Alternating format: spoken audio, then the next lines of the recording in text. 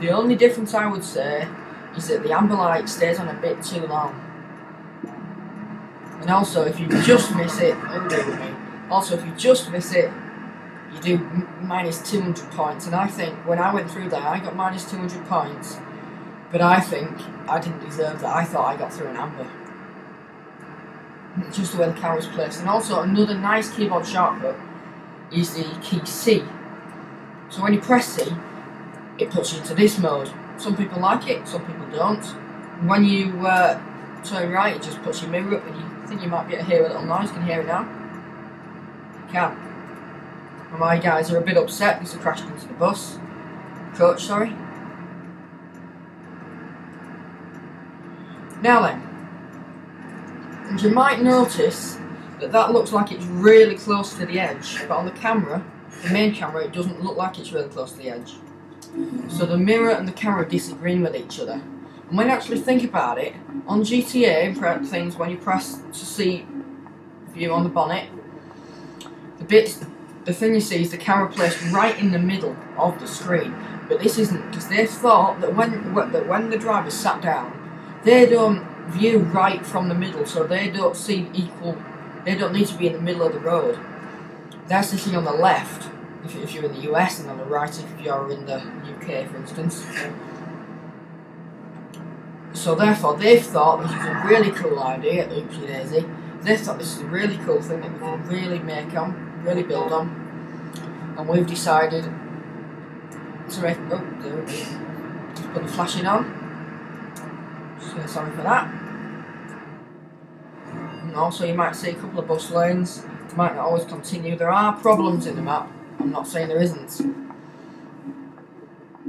but it is a very good game.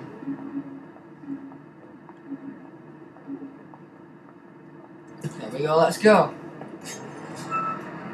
So because the bus driver is placed in the left hand side of the vehicle, because I think this is set in the US, therefore you see more space on the right hand side of the screen. However, the closer to the line you are on the left hand side of the screen probably means you're in the middle.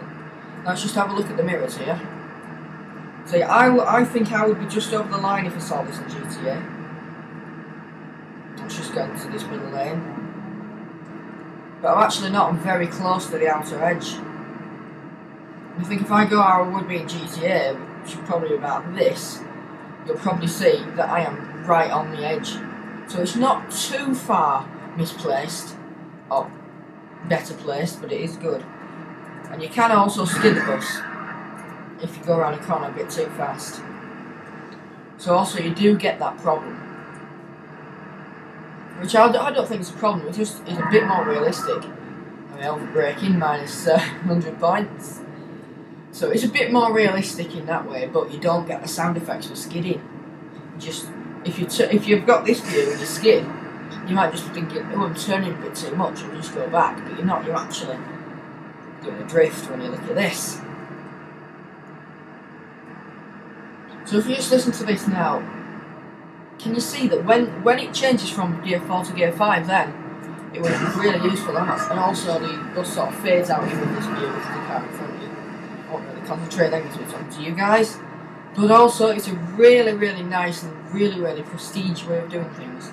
I can see when I'm going up that hill, it didn't have that much power. It was staying in really low. It wasn't like they'd recorded a revving so that when you press the forward button, it just started that volume. When you press the back button, it started that volume. It's a bit different from that.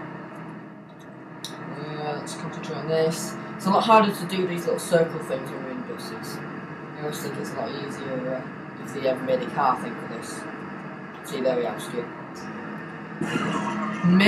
My friend school somehow can save them drifts without crashing, and not even get the odd remark. So I think it's just a bit too good. So as you can see, I'm on a straight, I'm struggling to get past 40. See, in England, the buses are limited to 56, and I've got up to at least 60 in here. However, that was in a coach. I think the same. And that very nice looking bridge you do get to drive over it at some point. And just before I press enter here, I just want to show that you can misuse the route. You can use it a bit like GTA. You can just drive about like however you want to. You can do all this. You don't have to follow the rules. The only difference is you'll see the bad points appear, and you'll see the total score going down. But when you get to minus 9,999, no differences. So I can play absolute havoc with this. I don't need to follow it. It's not like some of the other Be Good driving games where you have to actually follow it all. Like they've only made parts of the map. Okay, yes, they have only made parts of the map. Like I couldn't, like there's a little bit of a hole in there. I couldn't just drive down there. You wouldn't just be like this brick wall. You'd just crash into it. But anyway, it's a lot better than other Be Good games, as I like to call them. Like they're actually, you can see the scraping sound. It's not just like one MP3. It's a variable scraping sound. So that's just, oh, there we are once more. And as you noticed, that it started scraping. As soon as I went away from that, it stopped scraping. There we are, hit enter. We're a bit unhappy because I did that road rage about there, but I'm pretty happy with that. There we are, duty accomplished. 37 passengers transported, that's 1,850 points. Online bonus is 39%, because I did the road rage thing, that's 390 points. Driving bonus is 19, that's 836 points. And driving penalty is 25 minus 1,410 points, because obviously I did that road rage thing. And here we are, hit my naming. So the first time I did it, when I wasn't doing this video, got 2,949 points, which is of course better than 1,666 points. You see, when you saw up top there, we were minus points, weren't we? But that is just for your driving, with all these driving bonuses. That is just literally driving bonus and driving penalty. And when you add that up, yes, it will be a minus. Look at it. Do the math. But when you add the on-time bonus and the passengers transported, it can then make its way up. See, if you get minus 9,999, but if you only just get it, and then you get back, you might actually gain enough passengers transported, probably not on-time bonus because you've taken ages with it, but you'd probably be able to get a decent passengers transported thing.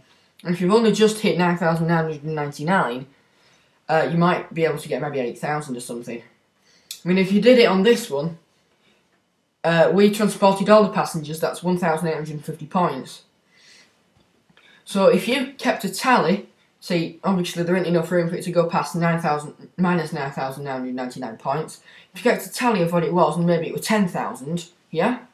You managed to get, well, actually 10,000, not 11,000 points, because it's actually 10,999, isn't it?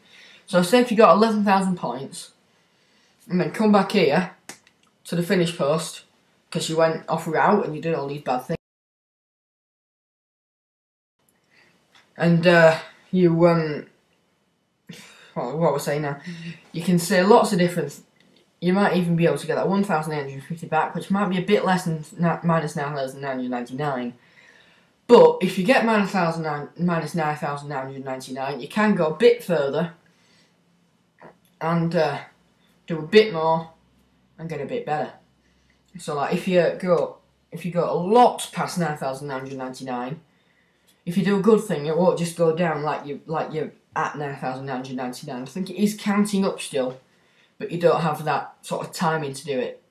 It just doesn't have that room, so the actual visuals stop, but the code still keeps counting. So let's click back, and we'll do our summary. I just want to show you a bit about what we did the last episode too, and maybe I'll put a bit of a link down below into what you can do. So this is what we based as had on last time. I think we did that yesterday, October 17th. This is October 18th, and we did it on the iOS simulator.